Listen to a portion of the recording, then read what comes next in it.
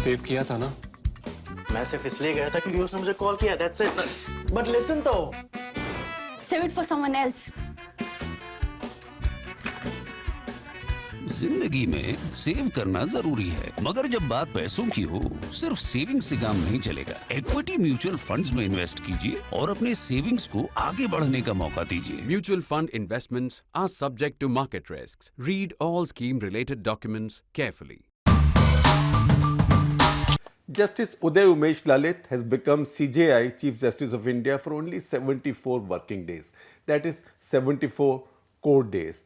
And you know what? He's a bit like he seems to be in a hurry, good hurry, and he's a bit like a pinch hitter batting in the last power play overs of a T20 match, as if he has a lot of stuff to finish and he's just got a few overs left, a few days left in his case. So he's listing a lot of important cases, and we'll talk about one of those today, because just about 3 years back, that one issue had parts of Delhi on fire, in fact large parts of eastern Delhi on fire. It had also set similar fires in parts of UP, other parts of the country. Also, there was a lot of protests in Assam and the Northeast as a result. And as you may have figured, this is about the CAA, Citizenship Amendment Act of 2019. This law was passed in December 2019. So I will list for you, some of it will be by way of revision of what we might have said. You know what, when there is a chapter you might have read 3 years back, a revision is called for. So we had many episodes of Cut the Clutter talking about this issue and its manifestations, but there were 3 specific ones early on. About 3 years back, around time this was becoming a big issue, and those are episodes number 323, 342 and 360, and I am sharing links to all 3 with you. Now these episodes explain the intricacies of the issue. The court now has already defined the questions and the areas which it wants to go into. So what's the basic issue there? The basic issue, if you remember correctly, or let me remind you, there were different elements here. One is CAA. What does CAA do? CAA basically says, first of all, remember, CAA is not about anybody who comes into India now. CAA is also not about anybody who came into India in last 8 years. CAA is about anybody who came into India until December 31, 2014 and is seen to be an illegal foreigner in India, can be of any faith. There, among those illegal foreigners who came in till December 31, 2014, and I am emphasizing it for a reason which I am sure you also know by now because this has been discussed so much, then you figure out who's come from where. If for all those who've come from Pakistan, Afghanistan, Bangladesh, for all those who are Hindus, Christians, Sikhs, Buddhists, Parsis, etc., anybody but Muslims, they will be given Indian citizenship. That is Citizenship Amendment Act. Now, that is one aspect of it. Now, why would that lead to a situation where Muslims who live in India start worrying? So while there is an argument, and that argument is in the Supreme Court now, that can India, where Article 14 gives equality before law to everybody, and there is nothing in our constitution that can define or give, that can either define somebody's citizenship based on a faith or grant or take away or deny citizenship to somebody on the grounds of faith or ethnicity or any grounds of identity. That is the one principal issue. But the other issue also is, and that led to these big protests, was that it was said at that point that 2 more things will happen. One, a national population register will be set up. Now, a national population register, as we've been saying, is a good idea because every country must have a national population register. The last time we did something like that was in 1951. That actually was an NRC, a National Register of Citizens, and that had come following in the wake of partition, because lots of people had left India and gone to what was then combined Pakistan, East and West, a lot of people had left Pakistan and come to India. So a lot of Hindus and Sikhs, essentially, some Christians, Parsis, had come into India, and lots of Muslims had gone from India into the two sides of Pakistan. So a kind of national register of citizens was made out in 1951. So that is the first cutoff date, or that is the first crucial date. But India has never really built a national population register. So once again, enumerators go to everybody. It can happen during the census, which unfortunately has been delayed. Decennial census, which was due in 2021, was delayed on the grounds that there was the pandemic. And now, even in 2022, you see no signs of this being resumed, the process being resumed, which is sort of disappointing. But the fact is that if you have enumeration in a census, people can go to people's homes and say, all right, so you now live in India. How long have you been living in India for, etc., etc. That's the National Population Register. Remember, National Population Register only lists who's living in India. It does not confer citizenship on you. But the plan that was now put forward, that said National Population Register will ask you who your parents were, and if they came in from outside India, where were they born, in which village were they born, when were they born, in which faith were they born, where did they come from. If they came from another country, where did they come from? And that's where it got complicated. And then after Amit Shah, the Home Minister, made this statement in West Bengal, that was in the run-up of the West Bengal elections, was that statement for just a few seconds. और जहां तक NRC का सवाल है, दीदी कह रही है कि हम एनआरसी नहीं होने देंगे। मैं आपको कहता हूं कि हिंदुस्तान में एक भी घुसपैठियों को हम रहने नहीं देंगे, चुन चुन कर बाहर निकालेंगे। So as you watch that statement, just for a few seconds we showed you a clip. He talked about the NRC, so an NPR and then NRC. And he said an NRC will take place all over the country. So what that means is that all over the country, every citizen, at least that was the proposition then, although Narendra Modi, Prime Minister, later in his speech at Ramlila ground, said that no NRC plan has been drawn up, it hasn't come to cabinet, nobody has cleared it, there is no law passed, so what's this excitement about?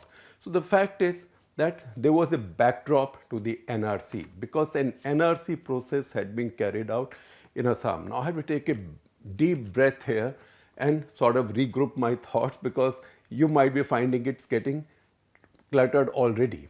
But the fact is, it was always meant to be cluttered.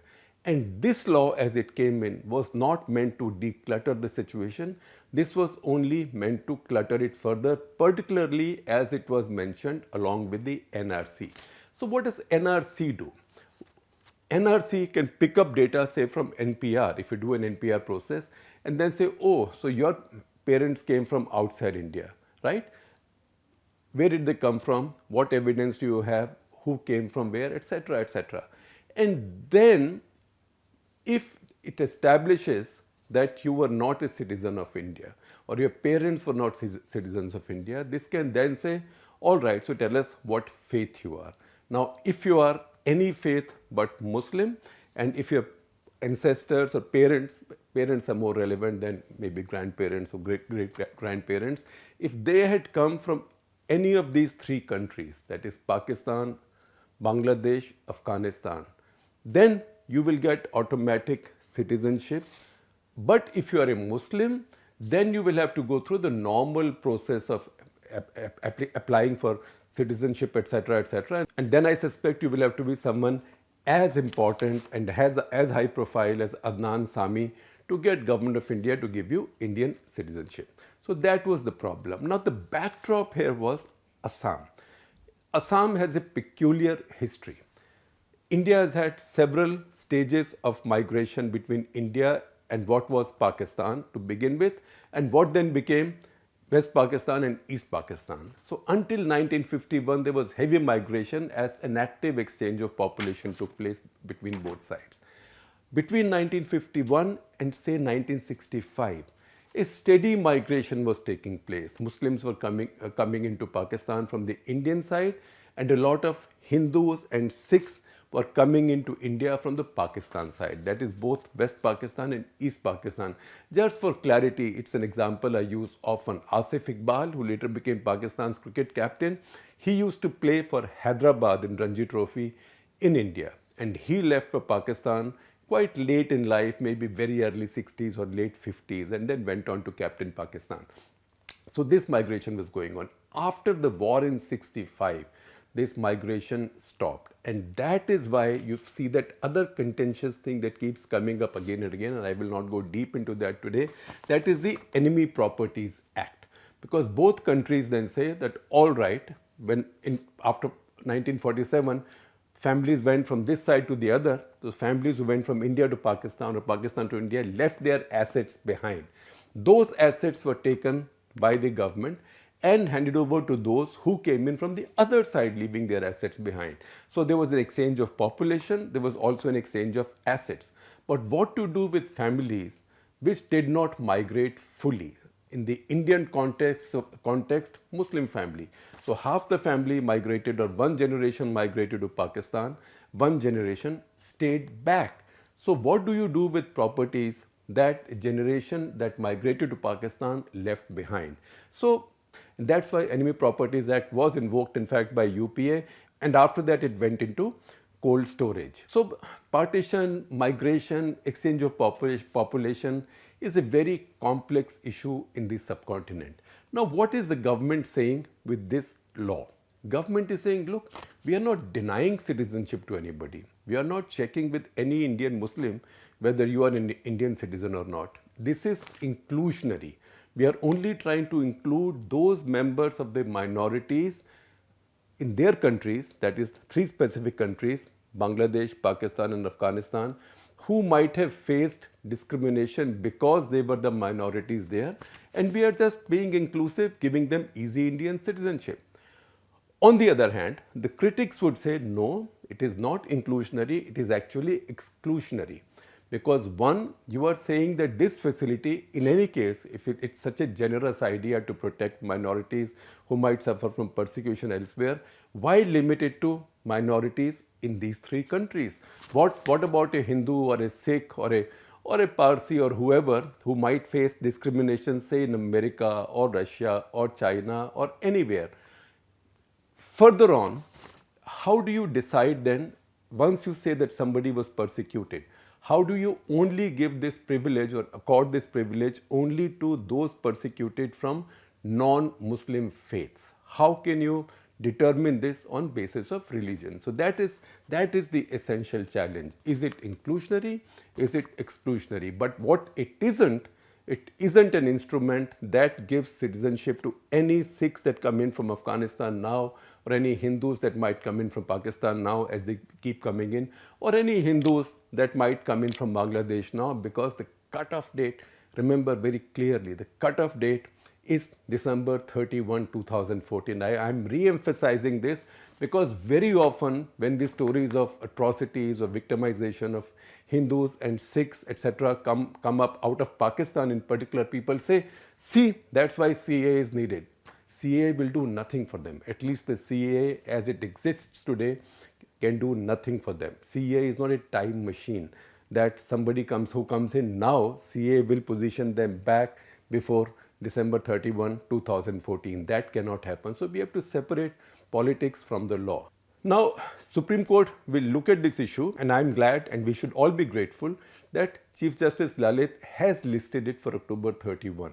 Also, the court has now sort of formulated the question. So, Article 14 of our Constitution gives each citizen the right to be treated as an equal by law, which means just because somebody is Muslim, Hindu, Jat, Dalit, Thakur, Brahmin, tribal, non-tribal, all that doesn't matter. Everybody gets equal treatment before the law.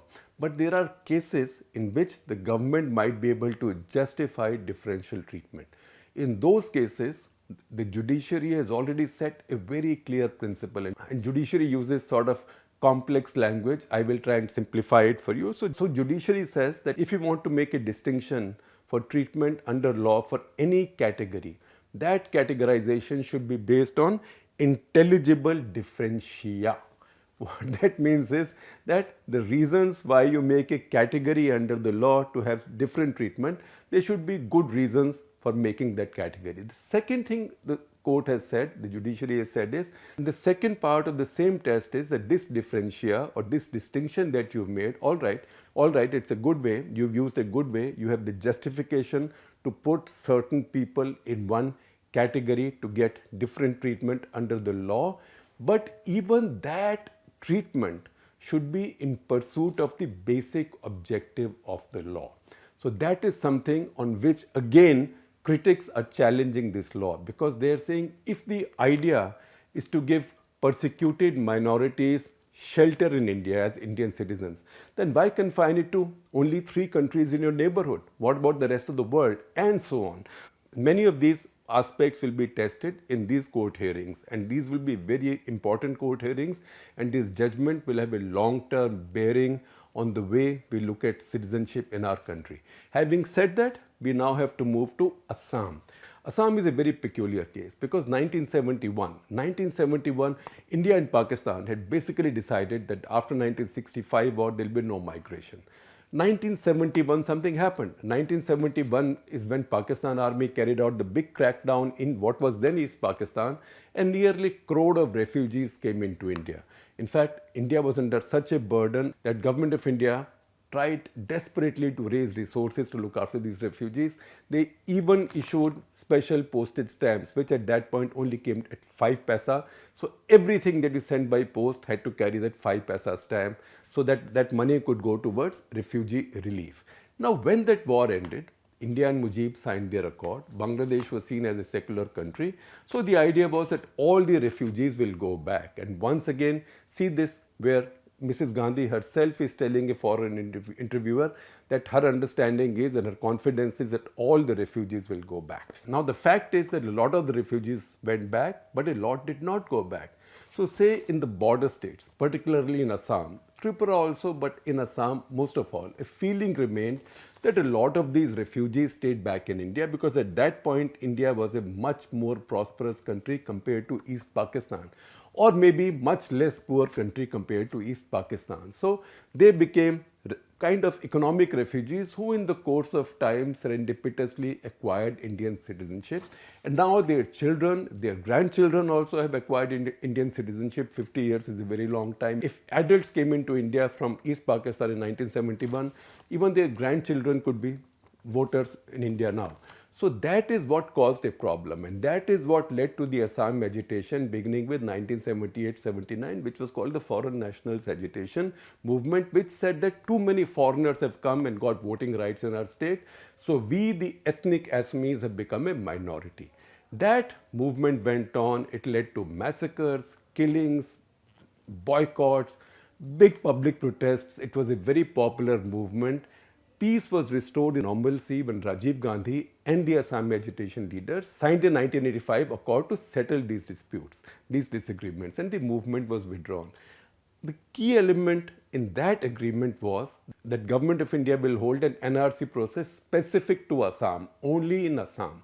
And then of the people who are identified as foreigners, idea then was that they will be driven back into Bangladesh. Now we know that nobody was ever going to be driven back into Bangladesh. So many creative ideas were debated and discussed, although never put down on paper, basically saying that their voting rights will be taken away. So ethnic Assamese or the native people will not feel threatened or made a minority or be reduced to a minority by these quote-unquote outsiders.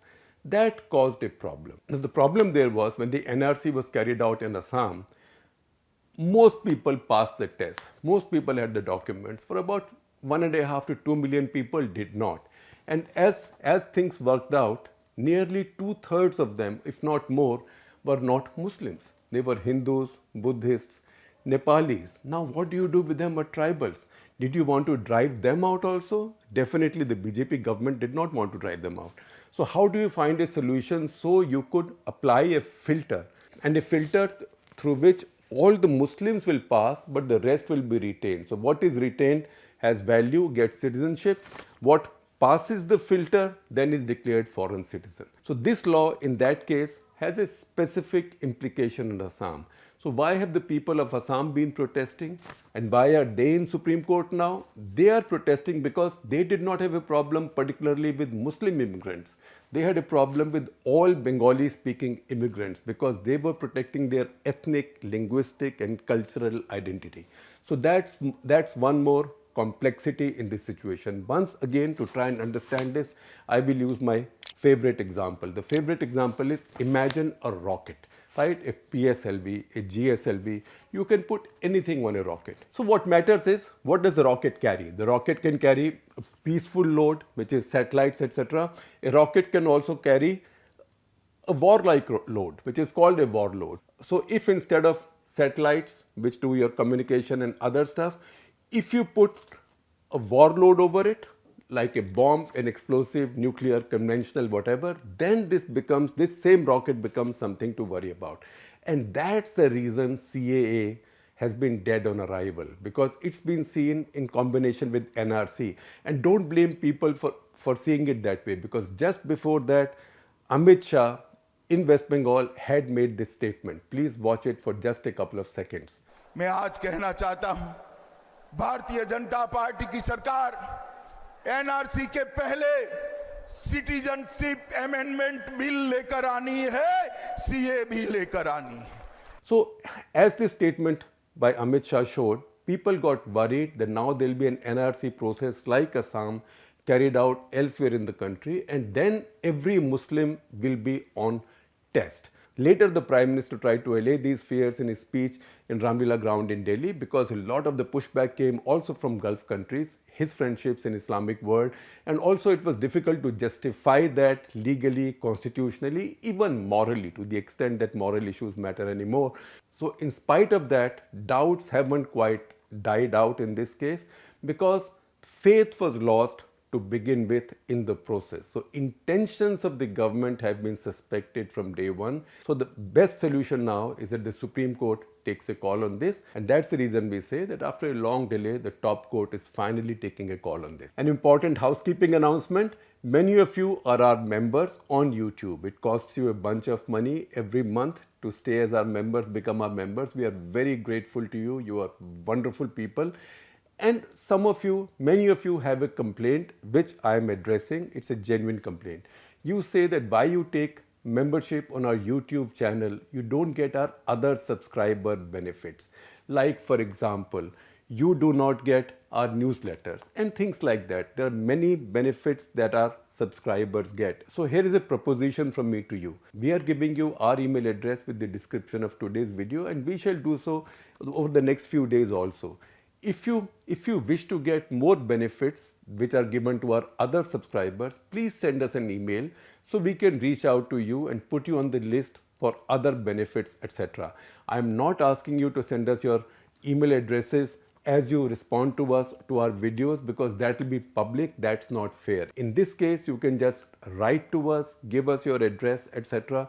Essentially email address, and we will do the rest, and we'll be eternally grateful to you.